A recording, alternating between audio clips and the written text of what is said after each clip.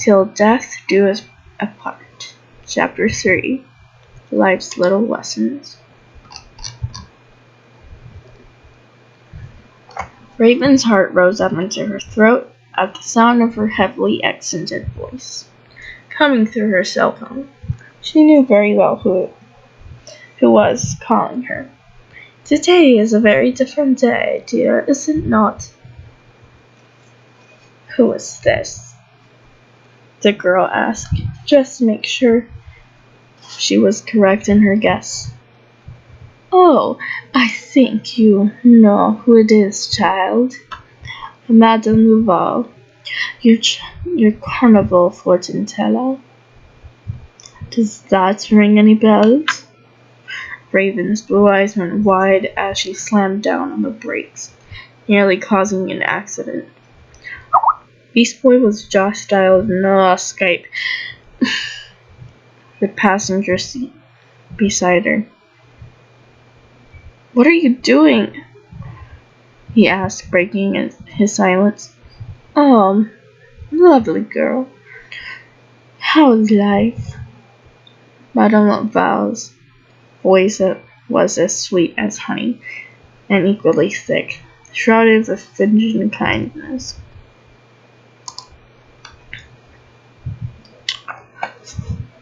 I'm sure you know how life is. Raven spat angrily into the phone. Now, you believe, don't you? You did this, didn't you? For your own good, Miss Raven, and for your husband's as well. That green boy. The woman chuckled softly, her laughter ringing on Raven's last nerve. Well, he isn't green anymore, and neither of us have our powers or our lives, for that matter. Our friends don't even remember us, she shouted, her voice quivering in the last sentence. Who was on the phone?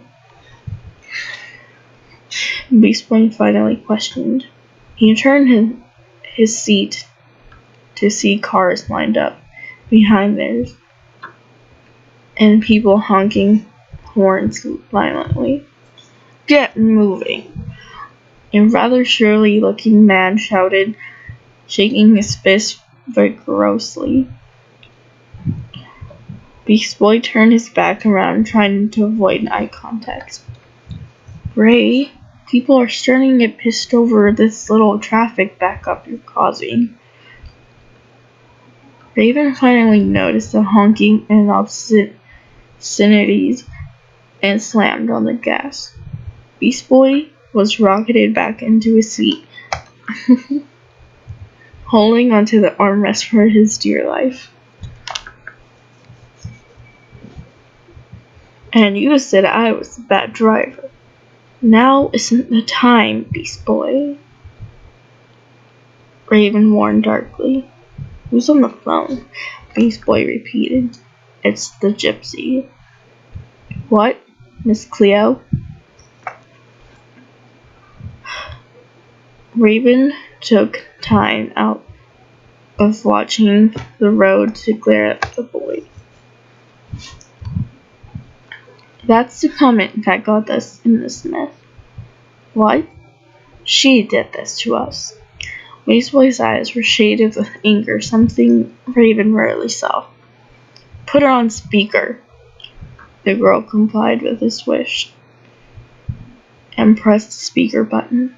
What lady do you think it is you're trying to do?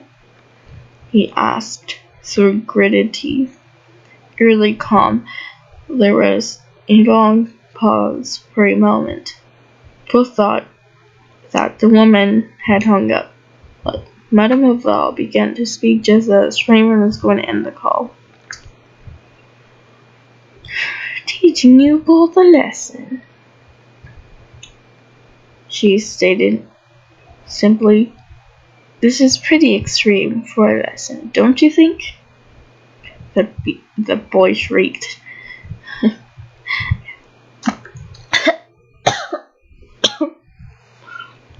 his hands shaking with rage. Fate, child, is not something to be taken lightly. And both of you were destroying your life paths considerably with your choices to fuel it. But aren't you meddling by doing this to us? He said, trying to trap the woman in her words. Today is no longer a day of questioning. Your anger is upsetting crazily. I'll contact the both of you when your tempers have subsided. Give it a few months or so.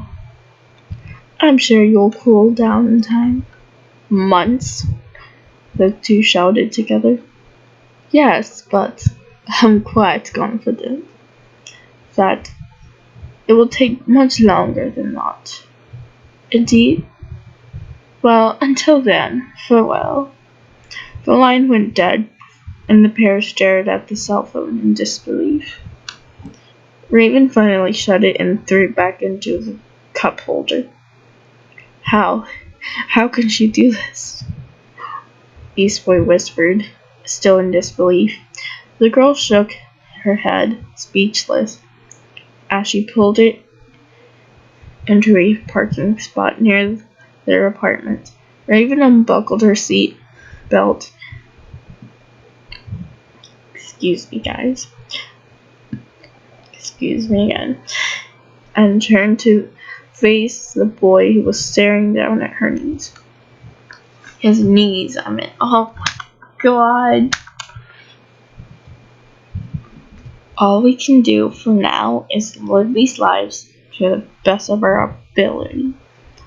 If we can manage that, then maybe we'll wake up back in the tower, she stated logically. This was the best idea she could come up with, the most reasonable.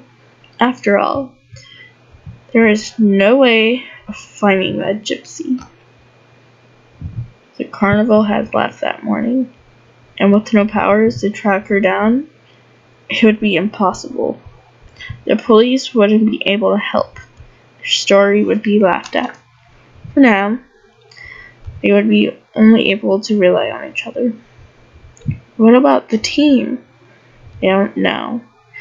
The rain began to fall harder, pelting the windshield, never ceasing. Let's go inside before it gets any worse, Raven muttered, noting the rain, yet implying their current condition. The two exited the car and ran for protection under the awning that covered the Chinese restaurant their apartment sat above. The girl was heading for the steel gray door that led up to their apartment when she heard Beast Boy gasp in disgust. What? Oh my god. Raven turned to see him concentrating on the window and the restaurant of the restaurant. The girl sighed heavily. Apparently things could get worse.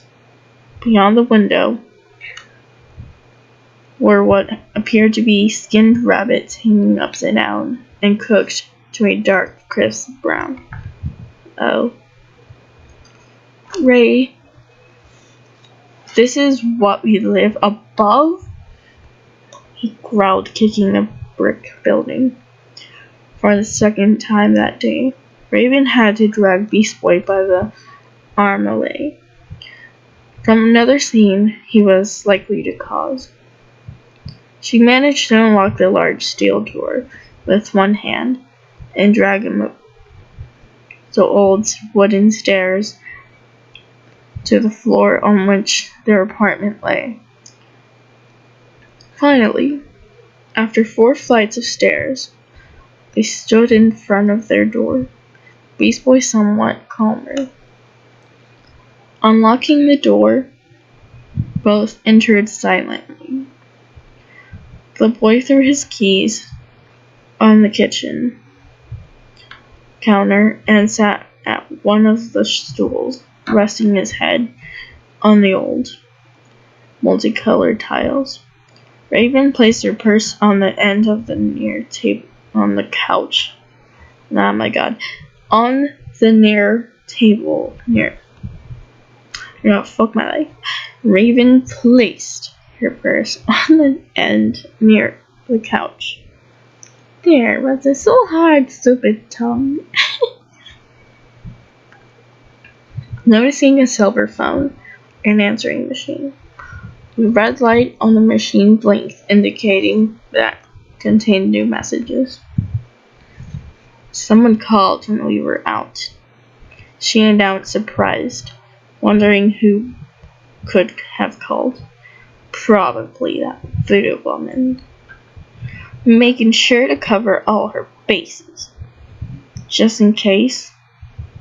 Ruining our lives wasn't bad enough. She probably wanted a nice message for us to come home. So we could be reminded. He rolled his eyes, venom in his tone. Sarcasm doesn't become you. Raven pressed a button and an automated voice informed her of 2 new messages. Good morning, Raven. It's me, Julia Polinsky. Well, I was calling to see if you were alright. It isn't like you to miss work with no notice, but don't worry about the class. Fortunately, there was an extra substitute on duty today that was able to fill in for you. Just if you could, please give us a call when you get this message. It would be very much appreciated. Again, this isn't like you, and we hope nothing serious has happened. We'll be looking forward to your return to us. Have a nice day.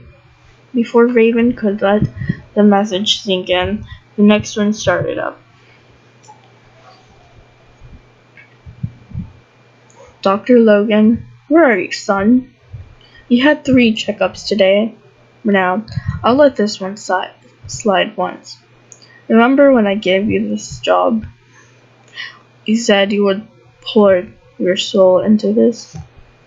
No more slip-ups. Be at the clinic tomorrow, or else I'm afraid I had to replace you. Now, I like you what, Gar. You're a natural at what you do. One of the best kids I've seen in years. People thought I was crazy hiring you so young and up. Until now, you proved them wrong. But if you can't show up to work, then I don't know if I will be able to trust you doing your job. So don't do it again. With that, the machine beeped loudly, ending the messages. Beast Boy looked up from the table, his face paler than a ghost. Doctor? In that moment, he jumped from his seat and began searching around the room. What are you doing? Raven watched as he ran up to a large picture frame hanging on the wall near the computer. Oh, man! I'm a freaking vet! Really? The girl walked over in complete disbelief. How good Beast Boy managed to get through veterinarian school, let alone graduate and actually be one, especially such a young age. But the proof was in front of her eyes. His diploma was the classic beige with black lettering and showed everything he needed to know. Showed her everything she needed to know. Look, here's yours.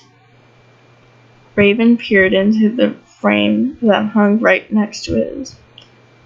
She had a double major in English and education. Putting her cryptic message together with her diploma that could only mean one thing in regards to her career. I'm a teacher.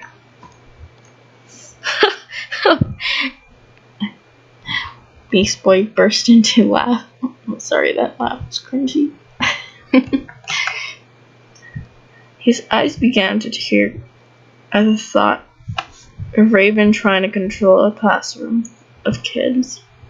Are you finished yet? The girl stared at him blankly, with her arms crossed. He went on for a few seconds more, until finally calming down. Yeah, now I am. But gotta admit, Ray, that was pretty funny. Hilarious. Dude, I can't believe I'm a vet. Dr. Logan, Beast Boy said in amazement. Neither can I, or even mused. How are you going to manage that? The boy's stomach churning in nervousness. How was he going to pull off pretending to know what he was doing? He pushed these thoughts away, opting to worry about them when the time comes. I'll know what to do. Sure.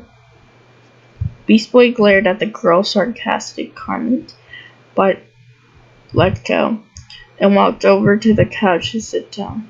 I wonder what grade you teach. Well, we'll see. We'll see soon.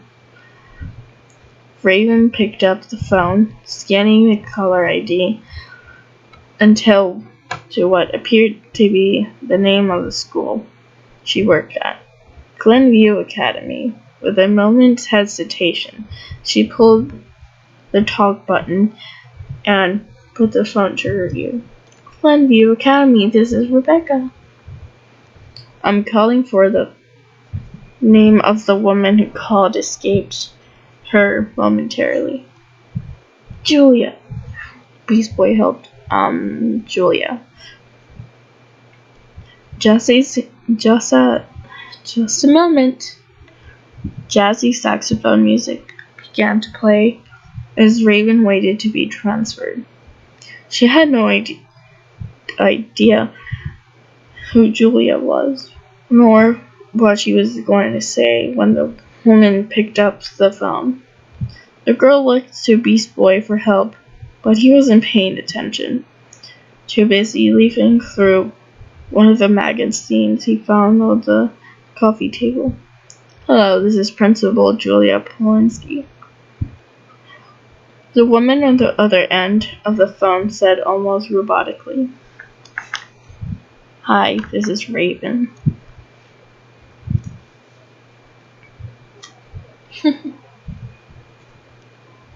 Raven, how are you? You gave us quite a scare when you didn't show up this morning. I apologize for not calling. There was an emergency, the girl said, coming up with a lie on the spot. Oh dear, I hope everything's alright. Yes, I think I'll be able to manage. Raven glanced over at the boy on the couch. He was trying to rub his cologne samples on his shirt. I hope so. Very good. Don't worry, Raven. Everything ran smoothly today. Although, your students did miss you very much. Oh, I'm assuming, oh wow, fun. I'm assuming you will be back tomorrow, if everything's alright. Yes. Alright, then I will see you tomorrow morning. Give my regards to your husband. Will do.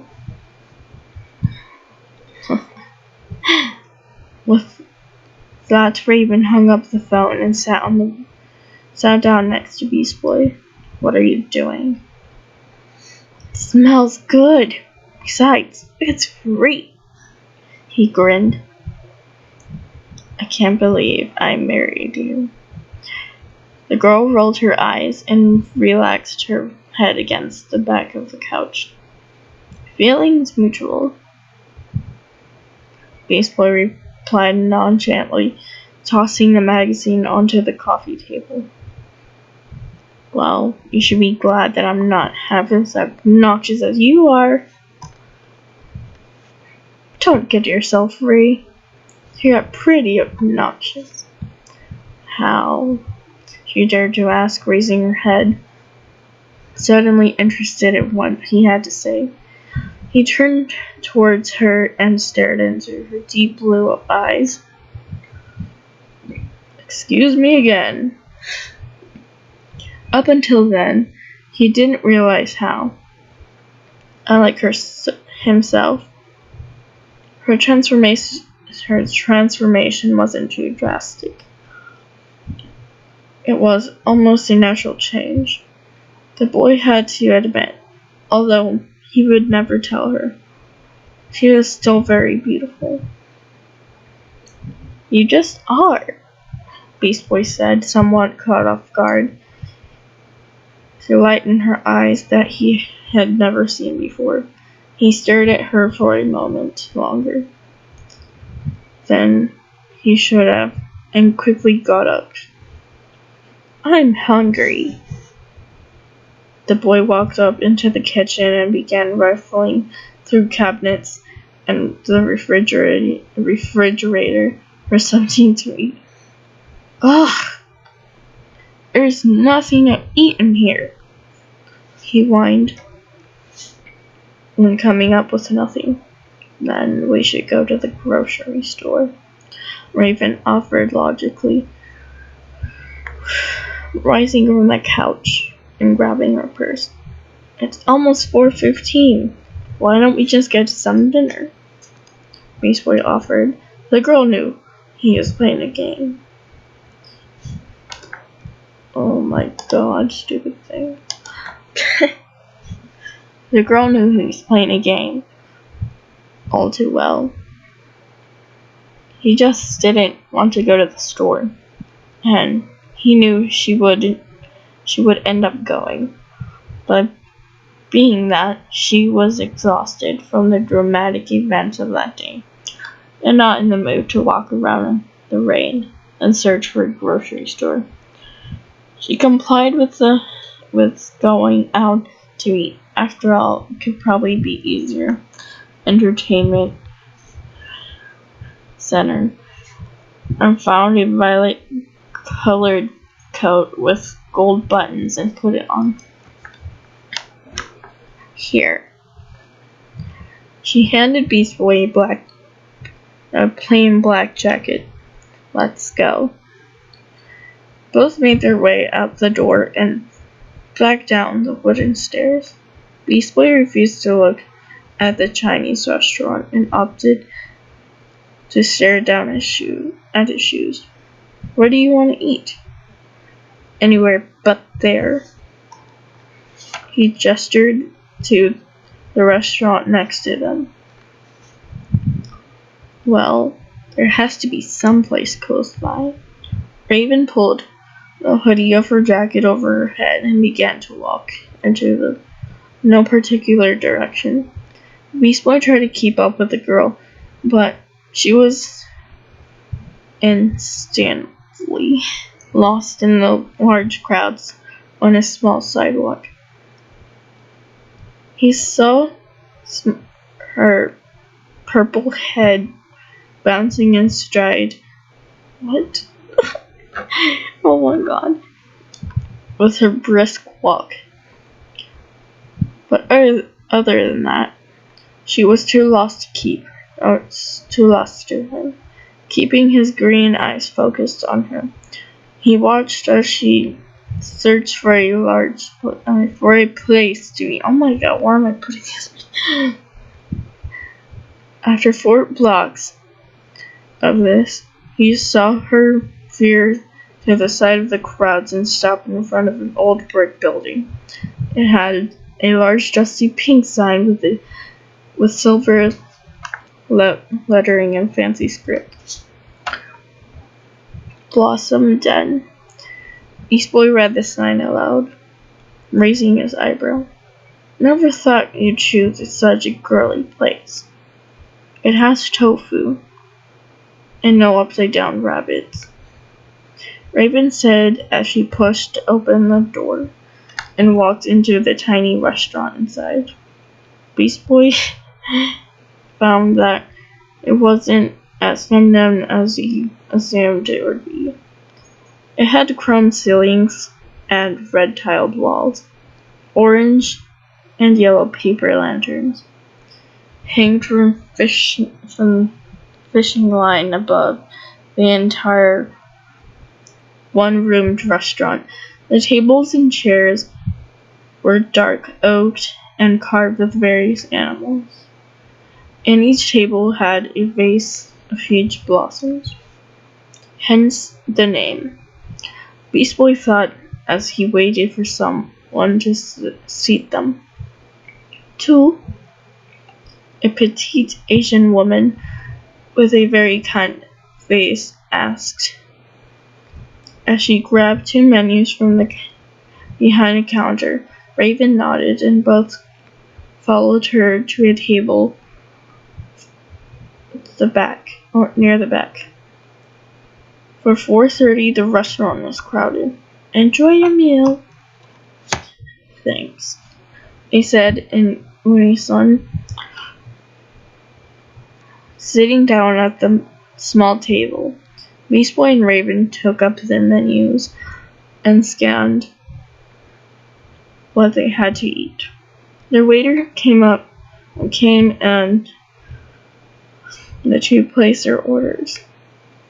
With their menus gone, neither had a distraction from the excruciating silence.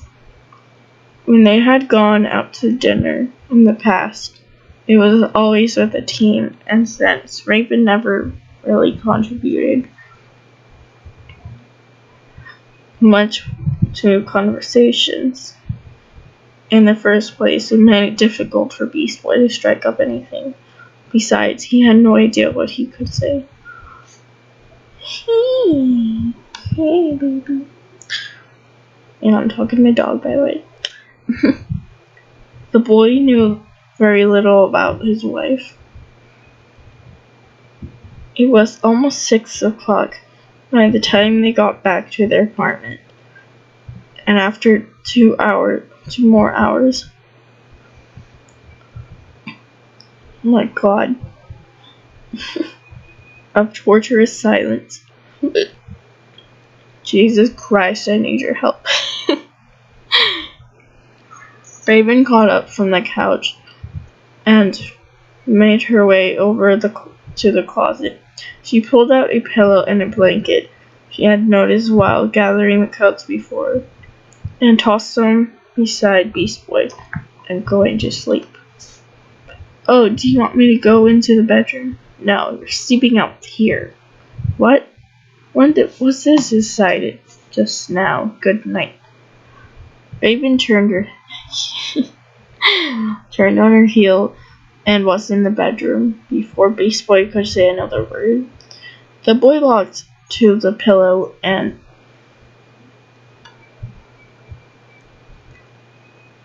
dang it.